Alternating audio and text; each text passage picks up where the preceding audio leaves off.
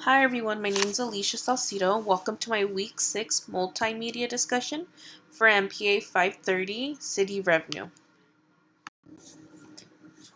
In this presentation, I'm going to be reviewing the top 3 revenues for the City of Myrna Valley. For the City of Myrna Valley, I do have the 2019 to 2020 fiscal budget here for the general funds that shows the top 3 utility taxes, the property taxes, and sale taxes. So we're going to be reviewing all 3 and be discussing if they are progressive or regressive. For the City of Myrna Valley, sales tax is one of the top gross revenues. They have earned about $20.1 million for the 2019 to 2020 fiscal year. Just for the City of Myrna Valley, sales tax alone is about 18.6% of the revenues that the city does receive. In the article, sales tax regressively under alternate tax bases and income concepts, the article was just summarizing that sales tax tends to be regressive. This is usually due to the consumer's habit of purchasing items.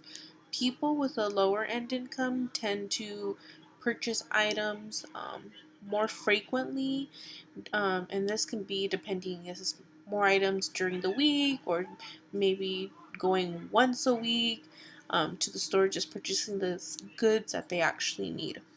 Since they are going to the store more frequently, they tend to pay more taxes on those goods items. Compared to people with a higher end income, the people with a higher end income tend to go less frequently, therefore having to pay less taxes. For the sales tax structure, it is regressive. For the City of Myrna Valley, property taxes is another gross revenue that does bring in a good amount of money for the city. The percentage of it, it's about 32.7% for the 2019 to 2020 fiscal year. They've also brought in $16.1 million for the city. In the article, are local property taxes regressive, progressive, or what? In the article, it was just kind of just reviewing how property taxes tend to be more regressive, and this is just due to people with the kind of lower end income having to pay more taxes on the property. And these people with the lower end income, they don't have as much income as people with who do have a higher end income. So since there is that gap difference in between the income sources, it's not affecting the people with a higher income as much, the people with a lower income. So even though people who are homeowners having to pay property taxes, this tends to be more regressive toward people with lower end income.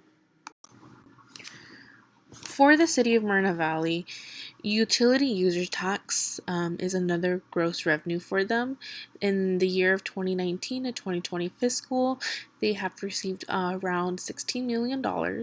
This includes about 14.2% alone just from the revenues. For utility user tax, this tends to be progressive structure.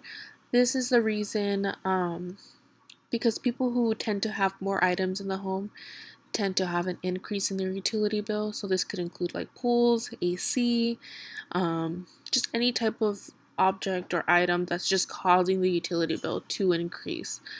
The person who's having their utility bill increase has the means to be purchasing the different types of items that's allowing them to increase their utility bill. So this is going to be targeting people who have higher income because they're spending more money on the taxes and fees for the utility bill. So this utility user tax would be considered a tax structure of progressive. And that was the end of the presentation. Thank you guys very much for listening.